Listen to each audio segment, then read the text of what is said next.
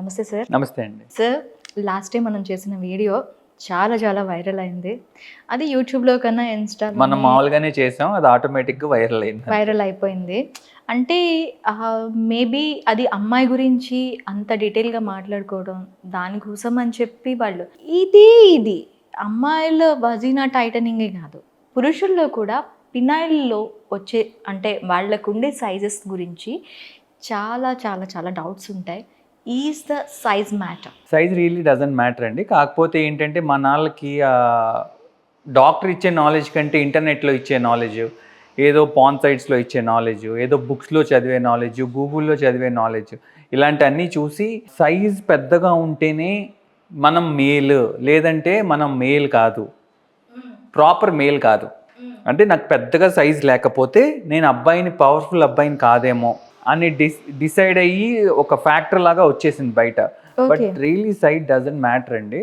ఇండియన్స్లో ఒకలా ఉంటుంది, US western సైడ్లో ఒకలా ఉంటుంది జెనెటిక్స్ని బట్టి, అరబ్ కంట్రీస్లో ఒకలాగా, ఆఫ్రికన్ కంట్రీస్లో ఒకలాగా, వాళ్ళ బాడీ బిల్ట్ని బట్టి, వాళ్ళ జెనెటిక్స్ని బట్టి కొంచెం కొంచెం సైజ్ డిఫరెన్స్. అసలు ఈ సైజ్ గురించి వస్తే మనకి డిఫరెంట్ మీరు ఇప్పుడు చెప్పారు డిఫరెంట్ కంట్రీస్లో దట్ జెనెటిక్స్ వల్ల వచ్చే ఇది అని చెప్పి. అవును. సో ఇండియన్ మేల్కి జనరల్గా ఉండే సైజ్ ఏంటి? యూజువల్గా 4 to 5 inches అంటామండి. 4 to 5 inches ఉంటే చాలు. ఇండియాలో కూడా సౌత్ ఇండియన్స్ ఒక జెనెటిక్స్ ఉంటారు, నార్త్ ఇండియన్స్ ఒకలా ఉంటారు, నార్త్ ఈస్ట్ వాళ్ళు ఒకలా ఉంటారు, కాశ్మీరీస్ ఒకలా ఉంటారు. So depends on the body size. మనం ఎంత ఉన్నామో నార్త్ ఈస్ట్ వాళ్ళు అంత సైజ్ ఉంటారు కదా, వాళ్ళు కొంచెం తక్కువ చిన్న స్టేచర్స్లో ఉంటారు. So depends on the different regions, genetics, mix and match populations, ఎన్నిటి మీద డిపెండ్ అయి ఉంటుందండి. యూజువల్గా 4 to 5 inches ఉంటే దట్ ఈస్ సఫిషియంట్. ఎందుకంటారు అంటే యూజువల్గా సైజ్ దేనికి మ్యాటర్ అంటే ఎరెక్షన్ అయినప్పుడు ఫీమేల్స్ని సాటిస్ఫై చేయడానికి అనేదే ఒక కాన్సెప్ట్.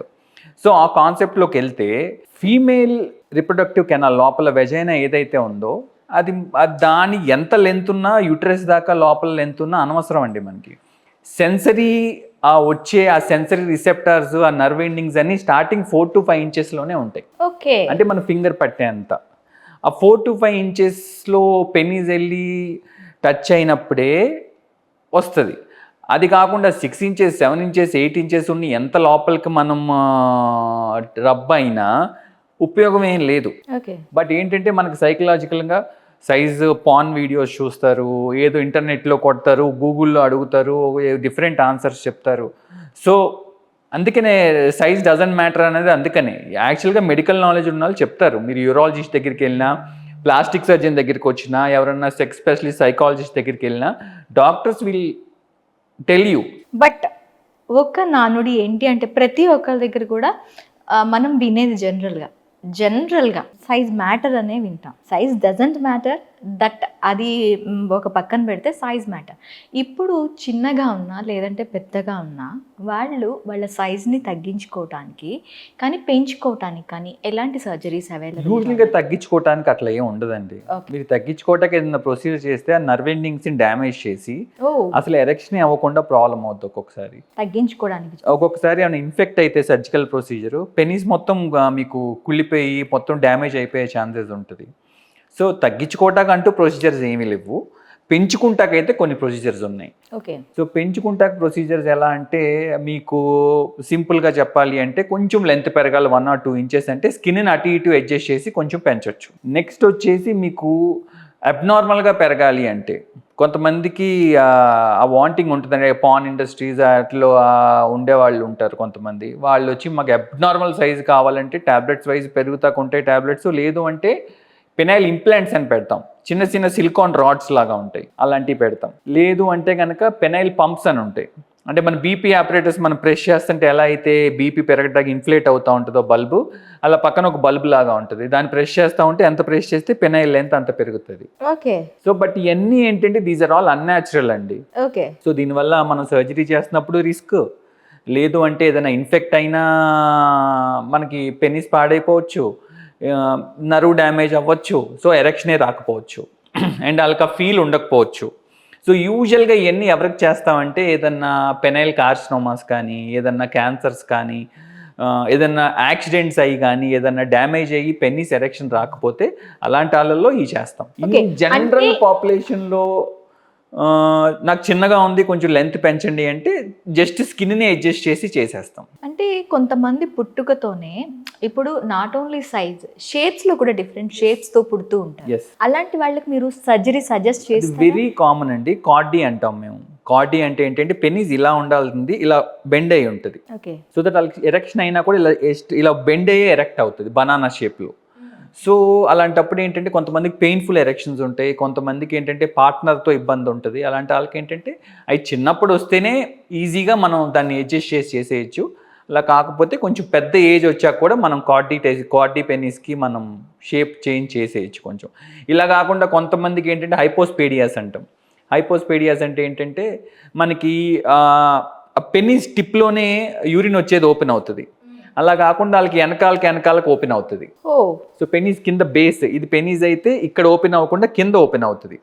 సో అది కూడా కరెక్ట్ చేసే సర్జరీస్ ఉంటాయి. వీళ్ళందరిలో పెన్నిస్ సర్జరీస్ అనేది ఏంటంటే చాలా పెద్ద సబ్జెక్టు. బట్ అదేంటంటే ఇన్ జనరల్ దాని గురించి ఎవరో మాట్లాడరు కాబట్టి తెలియదు ఎవరికి, అంతే. మేజర్గా ఎలాంటి పేషెంట్స్ మీ దగ్గరికి వస్తుంటారు సార్? అంటే సైజ్ పెంచుకోవడానికి వస్తూ ఉంటారా, లేకపోతే షేప్ మార్చుకోవడానికి వస్తూ ఉంటారా, లేకపోతే ఇప్పుడు అబ్నార్మల్ షేప్ని ఎంతమందికి మీరు ఇంతవరకు సజెస్ట్ చేసి ఉంటారు? ఎంతవరకు యూజువల్గా మా దగ్గరికి వచ్చే కేసెస్లో ఒక 100%లో కంపేర్ చేసుకుంటే ఒక 10 to 15% వరకు అంతా బాగుండి సైజ్ పెంచుకుంటాకు వస్తారండి.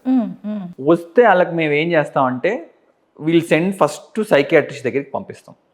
అంటే ఎరెక్షన్ అవ్వపోవటానికి కారణం, తక్కువ అవటానికి కారణం ఏంటంటే సైజ్ తక్కువ ఉండటం కాదు, పర్ఫార్మెన్స్ యాంగ్జైటీ అంటారు. అంటే ఆ పార్టిసిపేట్ చేసే ముందు ఆ టెన్షన్కి చేయాలి అనే టెన్షన్కి ముందు ఎరెక్షన్ రాదు. Okay, that is one thing. అది ట్రీట్ చేసే సైకియాట్రిస్ట్ దగ్గరికి పంపించి కౌన్సిలింగ్ ఇప్పిస్తాం, ఎట్లా చేయాలి ఏంటి అనేది. వాళ్ళందరూ కొంచెం మైండ్ ప్రశాంతంగా ఉంచుకోవాలి. ఇట్లాంటి చిన్న సజెషన్స్ వాళ్ళ సబ్జెక్ట్ వేరే వాళ్ళు ఇస్తారు. లేదు అసలు ఆ ప్రాబ్లం కాదు ఇంకా వేరే ప్రాబ్లం అని తెలిస్తే యూరాలజిస్ట్ దగ్గరికి పంపిస్తాం. యూరాలజిస్ట్ ఏం చేస్తారంటే మీకు హార్మోన్స్ అన్నీ బాగానే ఉన్నాయా, సో టెస్టోస్టెరాన్ కానీ మిగతా సెక్స్ హార్మోన్స్ అన్నీ బాగానే ఉన్నాయా, డెవలప్మెంట్ బాగానే ఉందా, టెస్టిస్ బాగానే ఉందా, ఇవన్నీ చూసుకుని దానికి తగ్గ సజెషన్స్ ఇస్తారు. ఓకే. సో ఇవన్నీ బాగానే ఉన్నాయి but still they want size increase అప్పుడు మా దగ్గరికి వస్తే మనం 1 or 2 inches సైజ్ పెంచగలం. మరీ పెద్దగా సైజ్ పెంచేయలేం మనం ఏమి. న్యాచురల్ వేలో పెంచాలి అంటే 1 or 2 inches పెంచగలం సైజ్, అంతే. మనం స్కిన్ ఫ్లాప్ని అడ్జస్ట్ చేసి అటు ఇటు చేసి. సో ఇది కాకుండా ఇంకా మిగతా 30-40% వచ్చేవాళ్ళు ఎవరు ఉంటారు అంటే మనకి ఈ బర్త్ డిఫెక్ట్స్, అంటే పుట్టగానే చూసుకుని చిన్నప్పుడే వచ్చి మన దగ్గరికి వచ్చి చేయించుకునే వాళ్ళు 30-40% ఉంటారండి. ఇంకొక 30-40% ఎవరు ఉంటారు అంటే పెద్ద అయ్యే వరకు అది పెద్ద ప్రాబ్లం అని తెలుసుకోకుండా పెద్ద అయిన తర్వాత వచ్చేవాళ్ళు కొంతమంది ఉంటారండి. Next male to female surgeries చేయించుకుంటానికి దానికి ఇంప్లాంట్స్ కూడా ఉంటాయి కాదు కదా. మేల్ టు ఫీమేల్ చేయాలంటే ఉన్న పెన్నిస్ని కట్ చేసేయాలి కదా. ఓకే. ఫీమేల్ టు మేల్ చేయాలంటే చేయొచ్చు. ఫీమేల్ టు మేల్ చేయాలంటే ఏం చేస్తామంటే ఒక చేతి నుంచి ఇక్కడి నుంచి ఒక కండం తీసుకొచ్చి దాన్ని పెన్నిస్ షేప్లో ట్యూబ్ లాగా తయారు చేసి ఫీమేల్ టు మేల్ కన్వర్షన్ సర్జరీస్లో అది పెన్నిస్ లాగా క్రియేట్ చేస్తాం. బట్ అది చేస్తే అది ఎరెక్షన్ రాదు. అలాంటి వాళ్ళల్లో ఏంటంటే ఆర్టిఫిషియల్గా ఎరెక్షన్ రావడానికి నేను అన్నట్టు సిలికాన్ ఇంప్లాంట్స్ కానీ లేదు అంటే ఏమన్నా పంపింగ్ ఇంప్లాంట్స్ కానీ పెడతాం. ఓకే. ఫిమేల్ టు మేల్ కూడా ఈ ఇంప్లాంట్స్ పెట్టాలి కదా. మరి మీరు చేతి దగ్గర కండకి నర్వ్ ఉండదు, దానికి ఏమి మీకు బ్రెయిన్కి సెన్సేషన్ ఉండదు కదా. సో ఎరెక్షన్ రావాలని సో ఎట్లా అవుతుంది, అవ్వదు. అందుకని చెప్పి ఆర్టిఫిషియల్గా పార్టిసిపేట్ చేసేటప్పుడు మనం దాన్ని ఇన్ఫ్లేట్ చేస్తే పెన్నిస్ లాగా ఎరెక్ట్ అవుతుంది అనమాట. అంతేగాని దానికి పెద్ద ఏం సెన్సేషన్ ఉండదు, చేస్తున్న ఫీల్ ఉండదు, అవి ఏం ఉండవు. మేల్ టు ఫిమేల్కి చేసేటప్పుడు కంప్లీట్గా చేస్తాము అని మళ్ళీ అక్కడ మీరు వెజైనా షేప్ అనేది మళ్ళీ ఇస్తారా అక్కడ? మేల్ టు ఫీమేల్ చేస్తున్నప్పుడు మనం లోపల వెజైనల్ కెనాల్ క్రియేట్ చేయాలి కదా. క్రియేట్ చేయకపోతే ఇక మనం చేసిన యూజే ఉంటుంది. సో యాక్చువల్గా ఏంటంటే వెజనల్ కెనాల్ క్రియేట్ చేస్తాము, స్కిన్ గ్రాఫ్ట్ వేసి లోపల క్యావిటీ లాగా క్రియేట్ చేస్తాం 4 to 5 inches. లేదు అంటే లోపల ఉన్న ఇంటెస్టైన్ని తీసుకొచ్చి వెజనల్ లాగా కోలాన్ తీసుకొచ్చి పెడతాము. ఇవన్నీ ప్రొసీజర్స్ ఉన్నాయి. బట్ ఏంటంటే ఏదైనా మనం ఒక కెనాల్ని క్రియేట్ చేయటమే కానీ మనం ఆ యూట్రస్ని క్రియేట్ చేయలేము, మన రిప్రొడక్టివ్ సిస్టమ్ని క్రియేట్ చేయలేము. సో జస్ట్ ఏదో ఆర్టిఫిషియల్గా సైకలాజికల్గా క్రియేట్ చేయటం అంతే. ఓకే. ఇప్పుడు మీరు ఫిమేల్ టు మేల్ చేతి కండను తీసి పెడతామని చెప్పారు. మరి ఇందాక మనం మాట్లాడుకునేటప్పుడు పెన్నీస్కి కిందన యూరిన్ పాస్ చేసే ఒక ద్వారం ఉంటుంది. యురేత్రా అని ఉంటుంది. దాన్ని మీరు మళ్ళీ ఈ పెన్నీస్కి అటాచ్ చేస్తారా? చేస్తామండి, చెయ్యాలి కదా, చేయకపోతే మన యూరిన్ ఎట్లా వస్తుంది? ఓకే. ఆ యూరిన్ బయటికి రావాలి అంటే మన పాసేజ్ పైప్ లాంటిది క్రియేట్ చేయాలి కదా. సార్ ఇది వింటూ ఉంటేనే ఇంత కష్టంగా అనిపిస్తుంది. చేయటం కూడా కష్టమేనండి. Procedure will take around 10 to 12 hours surgery. Wow. అంత సింపుల్ గా వెంటనే 1-2 గంటలు అయ్యే ప్రొసీజర్. అంటే ఇప్పుడు మీరు ఒక బాడీలో ఒక భాగాన్ని తీసుకొని పెన్నీస్ షేప్ ఇస్తామని చెప్పారు. ఈ భాగానికి అసలు ఎలాంటి ఇవి ఇస్తారంటే దానికి సంబంధించి కొంచెం ఎలాబరేట్ చేస్తారా? ఎలా దాన్ని క్రియేట్ చేస్తారు? దానికి ఎంత టైం? ఇక్కడ ఉన్న కండని బ్లడ్ సప్లైతో పాటు తీసుకొస్తామండి. అంటే ఆర్టరీ అని ఉంటుంది, వెయిన్ అని ఉంటుంది. అంటే బ్లడ్ మంచి రక్తం వచ్చేది ఆర్టరీ అంటాం, చెడు రక్తం వెనక్కి వెళ్ళేది వెయిన్ అంటాం. ఈ రెండింటిని తీసుకొచ్చి ఇక్కడ కింద ఉన్న ఆర్టరీకి వెయిన్కి కనెక్ట్ చేసి సర్జరీ చేయాలి. ఆ ఆర్టరీ వెయిన్ ఎంత ఉంటాయి అంటే చాలా సన్నగా 1 mm 2 mm అంత సైజు ఉంటాయి.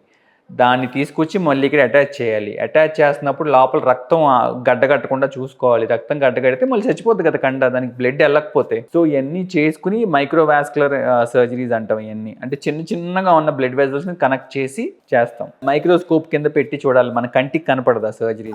సో మైక్రోస్కోప్ కింద పెట్టుకుని ఒక 15-20 టైమ్స్ దాన్ని ఎల్ఆర్స్ చేసుకుని దాని కింద చేస్తాం. మరి ఎరెక్షన్స్ రావడానికి ఇంప్లాంట్స్ అంటున్నారు, ఇవి ఎంత వరకు సపోర్ట్ చేస్తాయి సార్? చూడండి, ఎరెక్షన్ వచ్చినప్పుడు ఇంప్లాంట్ సైజ్ పెరగాలి. ఇంప్లాంట్కి ఏమి అది ఎలక్ట్రానిక్ దేం కాదు కదా. అవును. సో ఇంప్లాంట్ పెట్టినప్పుడు ఏమవుతుందంటే పెనీస్ ఎప్పుడు పెద్దగానే ఉంటుంది. మీకు సిలికాన్ రాడ్స్ పెట్టారు అనుకోండి, పెనీస్ ఎప్పుడు పెద్దగానే ఉంటుంది. ఎరెక్షన్ వచ్చినప్పుడు ఇంకొంచెం టైటన్ అవుతుంది కానీ ఎప్పుడు పెద్దగానే ఉంటుంది. సో నన్ను అడిగితే చాలామంది ప్రమోట్ చేస్తున్నారు, సిలికాన్ ఇంప్లాంట్స్ పెడతాము, ఇన్ఫ్లేటబుల్ ఇంప్లాంట్స్ పెడతాము, బెలూన్ ఇంప్లాంట్స్ పెడతాము అని. బట్ అవన్నీ ఏంటంటే ఇట్ ఈస్ నాట్ న్యాచురల్ అండి. ఓకే. ఏదైనా కండిషన్, న్యూరలాజికల్ కండిషన్స్ ఉన్నాయి, ఎరెక్షన్ వాళ్ళకి అసలు రాదు, పెనైల్ క్యాన్సర్ వచ్చింది, రీకన్స్ట్రక్ట్ చేసాం, ఎరెక్షన్ రాదు, ఇలాంటి సిచ్యువేషన్స్లో మనం చేయొచ్చు. కానీ మనం నార్మల్ పేషెంట్స్కి మనం సిలికాన్ రాడ్స్, ఇన్ఫ్లేటబుల్ ఇంప్లాంట్స్ పెట్టమండి. Okay. Anything unnatural is unnatural, to be frank. ఇది ఎంతవరకు సేఫ్ అంటారు సార్? అంటే ఇంప్లాంట్స్ ఇప్పుడు మీరు చెప్పారు డిఫరెంట్ టైప్స్ ఆఫ్ పంపింగ్ కానీ ఇంప్లాంట్స్ కానీ ఇలాంటివన్నీ పెట్టడం వల్ల బాడీలో ఫ్యూచర్లో ఏమైనా తేడా? చూడండి, ఇప్పుడు ఏమైనా సర్జరీ మీరు ఎవరైనా పేషెంట్ వస్తే నేను చేస్తాను, పంపించేస్తాను. ఇన్ఫెక్షన్ రాకుండా యాంటీబయాటిక్స్ వాడుకుంటాను. ఆపరేషన్ థియేటర్లో any surgery has some risk. Any సర్జరీకి రిస్క్ ఉంటుంది, ఎనస్థీషియా రిస్క్ ఉంటుంది, ఇన్ఫెక్షన్ రిస్క్ ఉంటుంది. ఇవన్నీ బేర్ చేసే కూడా ఇంప్లాంట్స్ ఇలాంటివి పెడితే ఏమవుతుందంటే that is a foreign body. అంటే మీకు ఎట్లా అదేమి న్యాచురల్ది కాదు కదా, that is a outside ఆబ్జెక్ట్ని తీసుకొచ్చి మన బాడీలో పెడితే మన బాడీ కూడా దానికి డిఫరెంట్గా రియాక్ట్ అవుతుంది. సో అయినప్పుడు ఒక్కొక్కసారి కాంప్లికేషన్స్ వస్తాయి. ఎట్లా అంటే పార్టిసిపేట్ చేస్తున్నప్పుడు, రఫ్గా హ్యాండిల్ చేస్తున్నప్పుడు, లేదంటే మరీ స్కిన్ సూపర్ఫిషియల్గా అంటే స్కిన్ పల్చగా ఉంటాము, పైదాకా ఉంటాము, ఒక్కొక్కసారి ఇంప్లాంట్ బయటకు వచ్చేసే ఛాన్స్ కూడా ఉంటుంది. ఒక్కొక్కసారి ఇంప్లాంట్ బయటకు వచ్చేసేయచ్చు, ఇంప్లాంట్ వంగిపోవచ్చు, పక్కకి తిరిగిపోవచ్చు, పెట్టిన ప్లేస్లో కాకుండా ఇంకో పక్కకి వెళ్ళిపోవచ్చు. సో ఇవన్నీ కాంప్లికేషన్స్ ఏనండి. సో యంగ్స్టర్స్ ఏంటంటే ఇవన్నీ తెలియక నేను చెప్పినట్టు మాక్సిమం పర్న్ ఇండస్ట్రీలో వచ్చిన ఒక అంతే. మనకి డిజిటల్ మీడియా, మనకి ఇప్పుడు మన ఇంటర్వ్యూస్ ఎలా చూస్తున్నారో అలాగే అన్ని వెబ్సైట్స్ వాళ్ళకి అవైలబుల్ ఉండటం వల్ల అవన్నీ చూసి సైకలాజికల్గా వాళ్ళకి ఒక థాట్ పడిపోతుంది, నాకు చిన్నగా ఉంది సైజు, సో రేపొద్దున నన్ను జడ్జ్ చేస్తారేమో అన్నట్టు. బట్ రియలీ అవన్నీ అపోహలండి. Size really doesn't matter, erection వస్తే చాలు. Actually my kid was facing at 3rd class. He ask me to come and mummy ఇది నాది చిన్నగా ఉందంటానని చెప్పి. స్కూల్లో బుల్లింగ్ కూడా వెరీ కామన్ కదా. ఆ ఏజ్ నుంచి ఇప్పుడు మన ఇంటర్నేషనల్ స్కూల్స్లో పిల్లల్ని ఎలా జాయిన్ చేసి మంచి ఎడ్యుకేషన్ ఇవ్వాలనుకుంటున్నామో వాళ్ళందరికీ ఇంటర్నేషనల్ తెలివితేటలు ఉన్నట్టు వాళ్ళకు కూడా ఈ ఇంటర్నేషనల్ థాట్స్ అన్నీ వస్తున్నాయి. సో కంపారిజన్, పెద్ద పిల్లలు అందరూ కలిసి ఒకే స్కూల్ బస్సులో వెళ్తుంటారు. మీ 3rd class బాబు ఉంటాడు, 5th class వాడు ఉంటాడు, 8th ఉంటాడు, 9th ఉంటాడు. 9th వాడు ఏం చేస్తాడంటే వాడు 8th వాడు ఏదో ఒకటి వీడిని అంటాడు. వీడికి కొత్త థింగ్స్ ఎలా అయితే గ్రాస్ప్ చేస్తారో అలాగే మంచి గ్రాస్ప్ చేసినట్టే చెడు గ్రాస్ప్ చేస్తారు. వాళ్ళందరికీ పిల్లలకి ఏదైనా మైండ్లో పడిపోతే చిన్న ఏజ్ నుంచే, మీరు అన్నట్టు చిన్న ఏజ్ నుంచే పిల్లలకి మైండ్లో ఏదైనా పడిపోతే అది ఇంకా స్ట్రాంగ్గా పడిపోద్ది. రేపొద్దున వాళ్ళు నార్మల్గా ఉన్నా కూడా పెద్ద అయిన తర్వాత వాళ్ళకి అదే మైండ్లో ఉండిపోయి నేను అన్నట్టు పర్ఫార్మెన్స్ యాంగ్జైటీస్ ఇవన్నీ వస్తాయి. సో పిల్లలకి మనం మంచి ఎలా చెప్తామో ఇలాంటివి కూడా అలాగే వాళ్ళని ఎడ్యుకేట్ చేయాలి. మనం ఏంటంటే అలాంటివి మాట్లాడకూడదు, తప్పు, మాట్లాడొద్దమ్మా, ఆపేసేయి అని ఆపేస్తాం పిల్లల్ని. నీకు తెలియదమ్మా అని ఏదో ఒకటి చెప్పి పంపించేస్తాం. అలా కాకుండా అలాంటి టైంలో వాళ్ళు ఏమైనా అలాంటి డౌట్స్ అడిగితే వాటిని ఫ్యూచర్లో ఇన్సెక్యూరిటీస్ అవ్వకుండా పిల్లలకి చెప్పే విధానంలో నిదానంగా చెప్పేసుకోవాలి. ఓకే. అవాయిడ్ చేయటం అనేది మంచిది కాదు. ఏ విషయం కూడా అవాయిడ్ చేయొద్దు. ఏ విషయం అవాయిడ్ చేయొద్దు, ఏజ్ అప్రోప్రియేట్గా, అంటే వాడి ఏజ్కి తగ్గట్టు వాడికి ఇవ్వాల్సిన నాలెడ్జ్ వాడికి చెప్పాలంతే. ఓకే. అయితే ఇప్పుడు అన్నారు కదా, ఒకవేళ ఇన్ఫెక్షన్స్ వస్తే ఎలాంటి ఇన్ఫెక్షన్స్ వచ్చే అవకాశాలు ఉంటాయి? ఈ సర్జరీ చేసుకున్న తర్వాత తీసుకోవాల్సిన జాగ్రత్తలు ఎలా ఉండాలంటారు? యూజువల్గా నన్ను అడిగితే ఇన్ఫెక్షన్స్ అంటే అండి ఏ ఇన్ఫెక్షన్ అయినా రావచ్చు.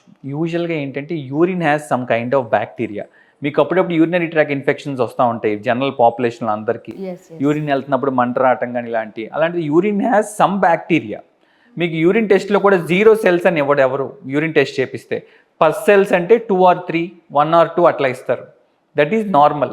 మోర్ దాన్ 5, 6 వెళ్ళిపోతే అబ్నార్మల్ అంటాం. అంటే యూరిన్ హ్యాస్ సమ్ బ్యాక్టీరియా. మనం సర్జరీ చేసాం కదా అని యూరిన్ డైవర్ట్ చేసాం కదా, యూరిన్ అక్కడి నుంచి వెళ్తూ ఉంటుంది కాబట్టి అది కంటామినేట్ అవటం, అప్పుడప్పుడు చిన్న చిన్న ఇన్ఫెక్షన్స్ రావటం, మోషన్ పాస్ చేసినప్పుడు అక్కడి నుంచి ఏదన్నా ఇన్ఫెక్షన్ వచ్చి ఇన్నర్ వేర్ దగ్గర నుంచి లోపలికి రావడం, contamination chances are very high for bottom surgeries అండి. అయితే నేను 50 to 60 years మధ్యలో మనకి పోస్ట్రేట్లో సమ్ టైమ్స్ షుగర్ ఉన్న వాళ్ళలో మనం చూసుకున్నట్లయితే ఇప్పుడు యూరిన్ కంటామినెంట్ అన్నారు మీరు, యూరిన్ అనేది కొంత స్టాక్ అక్కడ ఉండిపోవటం లాంటివి జరుగుతూ ఉంటాయి. దీనికి కూడా సర్జరీస్, ఈ టైప్ ఆఫ్ సర్జరీస్ ఏవో దానికి లేదండి, దానికి యూరాలజిస్ట్ BPH అంటారు, అంటే బినైన్ ప్రోస్టాటిక్ హైపర్ప్లేషియా అని.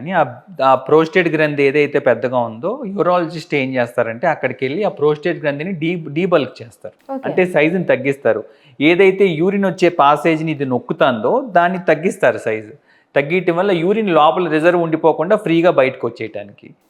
దానికి యూరినరీ ట్రాక్ ఇన్ఫెక్షన్స్ వస్తాయి. లేదు అంటే కనుక హైజీనిక్గా లేని టాయిలెట్స్ యూజ్ చేసినా టచ్ అయినా వస్తాయి.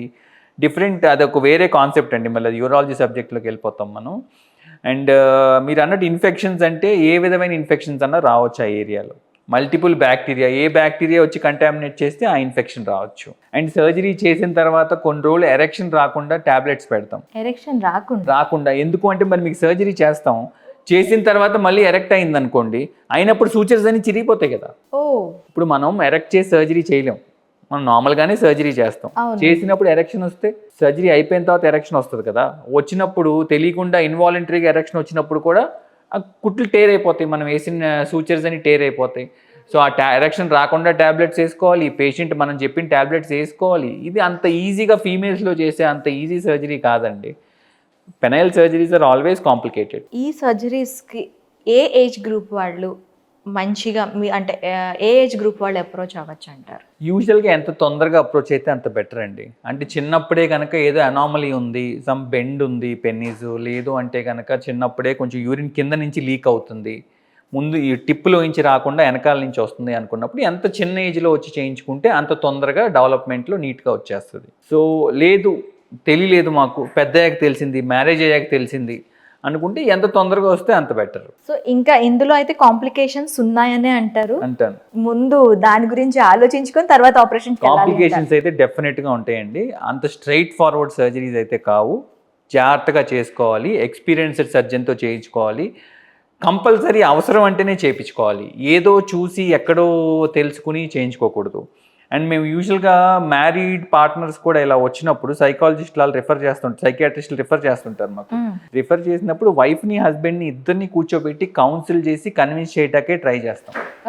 ఫ్యామిలీ లైఫ్లో కూడా డిస్టర్బెన్సెస్ వీటి వల్ల అప్పుడప్పుడు వస్తూ ఉంటాయి, వచ్చినప్పుడు కౌన్సిల్ చేస్తూ ఉంటాం. Size not matter, doesn't matter. Penis సర్జరీస్లోనే ముస్లిమ్స్లో తీసుకుంటే వాళ్ళు 8 to 10 years ఏజ్ కొంచెం పెరుగుతున్నప్పుడు వాళ్ళకు ఊహ వచ్చేటప్పుడే పెన్నీస్కి ఉండే స్కిన్ని తీసేస్తుంది.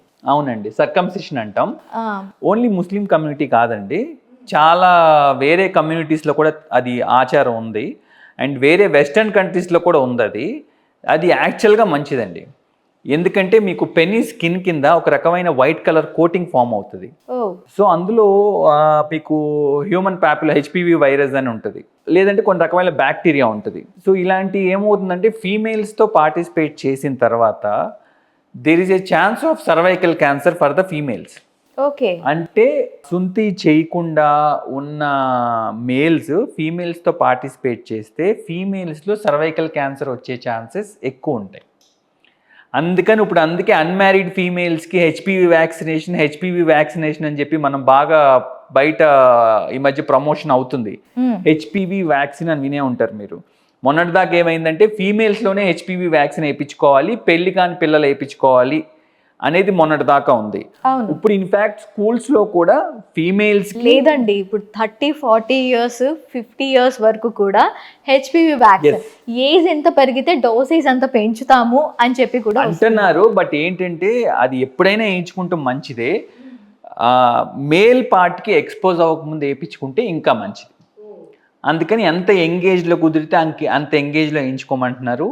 ఇప్పుడైతే మేల్స్కి కూడా వేయించుకోమని చెప్తున్నారు. They are giving these HPV vaccination drives in schools also. Okay. So స్కూల్స్లోనే ఒక క్యాంపుల్ లాగా, మన చిన్నప్పుడు పోలియో వ్యాక్సిన్ వేసేవాళ్ళు కదా మనకి స్కూల్స్కి వచ్చి, అట్లాగా టీబీ వ్యాక్సినేషన్స్ వేసేవాళ్ళు కొన్ని రోజులు కొన్ని డ్రైవ్స్లో. అలా ఇప్పుడు హెచ్పివి వ్యాక్సినేషన్ చాలా మందికి ఇంటర్నేషనల్ స్కూల్స్లో కానీ బయట స్కూల్స్లో కానీ they are putting camps.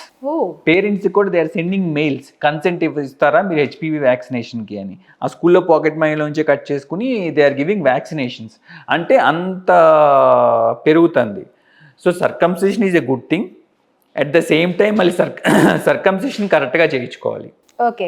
Circumcision అంటే వాళ్ళ దగ్గర చూసుకున్నట్లయితే ఎవరో వస్తారు ముస్లిమ్స్ కమ్యూనిటీస్లో వాటిలో దాన్ని ఒక పండగగా చేసుకుంటారు. అవును, సెలబ్రేట్ వెళ్ళి అక్కడ ఏదో నార్మల్గా చేసేస్తారు. అది ఎలాంటి ప్రొసీజర్లో చేయాలి? యూజువల్గా అలవాటు ఉన్నాళ్ళు అట్లా కొన్ని సంవత్సరాల నుంచి చేస్తున్నారు, ఒక రిచువల్ లాగా చేస్తున్నారు అంటే యూజువల్గా ఏమీ కావండి, ఇన్ఫెక్ట్ అవ్వవు. ఎక్కడో 1000 మందిలో ఒకరికి ఎవరికన్నా వాళ్ళు సరిగ్గా చేయకపోవటం వల్ల, చేస్తున్నప్పుడు పిల్లోడు కదలటం వల్ల, ఇన్ఫెక్షన్ రావటం వల్ల ఇన్ఫెక్ట్ అయ్యే ఛాన్సెస్ వస్తాయి మా దగ్గర కేసులు. బట్ అట్లా సెలబ్రేషన్గా ఏదో పండగలాగా చేసుకుని రిచువల్గా చేసుకున్న కేసెస్ కాంప్లికేట్ అవ్వటం కంటే బయట కొంతమంది చేసే కేసులే కాంప్లికేట్ అయ్యి ఎక్కువ మా దగ్గరికి వస్తున్నాయి. ఓకే. అంటే ఎవరో వెళ్ళి సర్కంసిషన్ కోసం వెళ్ళి అన్ట్రైన్డ్ వాళ్ళ దగ్గరికి వెళ్ళి హాస్పిటల్లో చేయించుకున్నవి కూడా కాంప్లికేట్ అయ్యి మా దగ్గరికి వస్తున్నాయి. యాక్చువల్గా అట్లా మత గురువులు వాళ్ళు చేసిన వాటి కంటే బయట తెలియని వాళ్ళు చేసిన కేసెసే మా దగ్గరికి ఎక్కువ వస్తున్నాయి కాంప్లికేట్ అయ్యి. ఎట్లా వస్తున్నాయి అంటే స్కిన్ మరీ వెనక్కి తీసేయటం, ఎంతవరకు కావాలో అంతవరకు తీయకుండా తెలియక ఎక్కువ వెనక్కి తీసేయటం. వెనక్కి తీసేయటం వల్ల ఏమవుతుంది, ఎరెక్షన్ వచ్చినప్పుడు బాగా పెయిన్ వస్తుంది, వూండ్ హీల్ అవ్వదు, చీమ్ పడుతుంది, ఇన్ఫెక్ట్ అవుతుంది, షేప్ మొత్తం స్కారింగ్ వచ్చేస్తుంది. సో ఇదో కాంప్లికేషన్. సెకండ్ వచ్చేసి తక్కువ తీయటం, అంటే ఊరికి ఏదో వచ్చేదాకా ముందు జస్ట్ టిప్ తీసి పంపించేయడం వల్ల ఉపయోగం లేదు. నెక్స్ట్ దానికి స్కారింగ్ వస్తుంది. స్కారింగ్ వస్తే పెన్నీస్ అసలు వెనక్కి ఓపెన్ అవ్వదు, స్కిన్ అసలు కొంచెం కూడా వెనక్కి రాదు, అది ఒక కాంప్లికేషన్ వస్తుంది. ఇవన్నీ కాకుండా స్టేప్లర్తో సర్కంసిషన్ చేస్తున్నారు. స్టేప్లర్ అంటే ఒక రకమైన మెషిన్, చిన్న బటన్ లాగా మెషిన్ లాగా పెట్టి దాన్ని తిప్పితే ఆటోమేటిక్గా స్కిన్ కట్ చేసి వెనక్కి వచ్చేస్తే అక్కడ సూచర్ అయిపోద్ది అనమాట. ఆ స్టేప్లర్ యూజ్ చేయడం రాక కొన్ని కాంప్లికేషన్స్ వస్తాయి. ప్రాసెస్ ఈజ్ సేఫ్, చేయించుకుంటాం మంచిదే, కానీ ట్రైన్ అయిన అంటే మీరు ఒక స్టాప్లర్ తో చేస్తున్నారు అన్నారు కదా, ఆ ప్రాసెస్ సేఫేనా? మొన్న ఒక సర్జన్, తెలిసిన సర్జన్ కొత్తగా ఆయన కంప్లీట్ చేశారు జనరల్ సర్జరీ. నాకు అవ్వలేదు ఇది, మా ఫ్రెండ్కి ఫోన్ వచ్చింది ఇంకో ప్లాస్టిక్ సర్జన్కి. ఆయన స్టేప్లర్ వేసి ఇలా లాగుతున్నప్పుడు పెన్నీ స్కిన్ మొత్తం ఊడొచ్చేసింది లాగిన దానికి. ఆయన కంగారు పడిపోతే మా ఫ్రెండ్కి ఫోన్ చేశారంట, ఏం చేయాలి సార్, ఏం చేయాలి, ఇప్పుడు మీరు వస్తారంటే నేను సర్జరీలో ఉన్నానండి, ఏం చేయలేము, మీరు ఒక పని చేయండి, ఆ స్కిన్ని దాని మీదే మళ్ళీ అట్లా పెట్టేయండి, స్కిన్ గ్రాఫ్ట్ లాగా కొంతన్నా హెల్ప్ అవుద్ది అన్నాడంట ఆయన. సో అందుకని అన్నెసరీగా అవసరం లేని సర్జరీస్ చేయించుకోవద్దు, ఏదో సర్జరీస్ చేసుకోవద్దు. అట్ ద సేమ్ టైం చేయించుకున్నా కూడా ఎవరు ట్రైన్డ్ సర్జన్, వాళ్ళకి ఎన్ని ఇయర్స్ ఎక్స్పీరియన్స్ ఉంది, వీళ్ళ దగ్గరికి మనం వెళ్ళొచ్చా లేదా, వీళ్ళ డిగ్రీ ఏంటి, వీళ్ళు డెంటిస్టా, డెర్మటాలజిస్టా, జనరల్ సర్జనా, ప్లాస్టిక్ సర్జనా, కార్డియాక్ సర్జనా, న్యూరో సర్జనా అని చూసుకుని దేనికి సంబంధించింది వాళ్ళ దగ్గరికి వెళ్ళాలి. మన పక్కనే ఉన్నాడు కదా, ఆటో మీద యాడ్ చూసాం కదా, టీవీలో యాడ్ చూసాం కదా, తక్కువలో చేస్తారు కదా అని చెప్పి వెళ్ళి ఇబ్బంది పడకూడదండి. నా పని నేనే చేయాలి, మీ పని మీనే చేయాలి, మీ పని నేను చేసినా తప్పే, నా పని మీరు చేసినా తప్పే, అంతే. కార్డియాక్ సర్జన్ చేసేది నేను చేస్తే బూతు, న్యూరో సర్జన్ నేను చేసేది తప్పు. సో అట్లా ఎవరు చేసే పని వాళ్ళు చేస్తే ప్రాబ్లమే ఉండదు. So thank you, sir. Thank you very much.